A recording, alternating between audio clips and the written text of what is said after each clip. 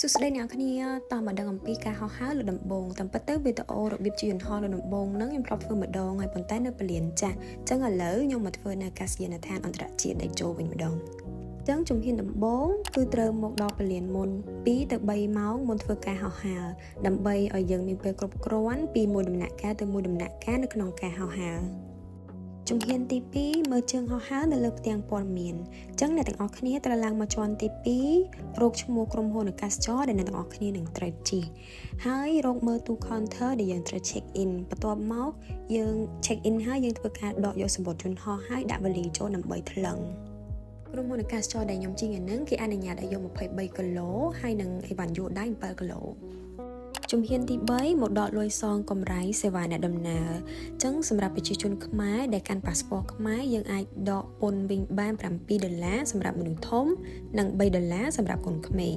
នៅធនាគារកាណាឌីយ៉ាដែលនៅខាងស្ដាំដៃដែលយើងឃើញមានអេក្រង់បដូរប្រាក់ជំហានទី4ឆែកលិខិតឆ្លងដែននិង scan ខ្លួននៅច្រកអន្តរប្រវេសន៍ដើម្បីធានាបាននូវសុវត្ថិភាពរបស់អ្នកដំណើរហើយมันអាចរកវត្ថុរាវដែលមានចំណុះលើសពី100 ml បានទេអធិស្ឋានផងអ្នកនរគ្នាដោយសារតែកន្លែង scan passport នៅច្រកអន្តរប្រវេសន៍ហ្នឹងគឺគេអត់អនុញ្ញាតឲ្យថតបានទេអញ្ចឹងខ្ញុំថតបានប៉ុណ្្នឹងឯងហើយបន្ទាប់មកយើងដើរចូលមកខាងក្នុងហើយបើយើងសល់ពេលគឺយើងអាចទិញអីញ៉ាំឬក៏អាច shopping អីបានអញ្ចឹងណាហើយជំហានទី5រកច្រកឡើងយន្តហោះអញ្ចឹងយើងធ្វើការផ្ទៀងផ្ទាត់លេខច្រកចូលយន្តហោះឲ្យត្រូវជាមួយនឹងសំបុត្រយន្តហោះរបស់យើង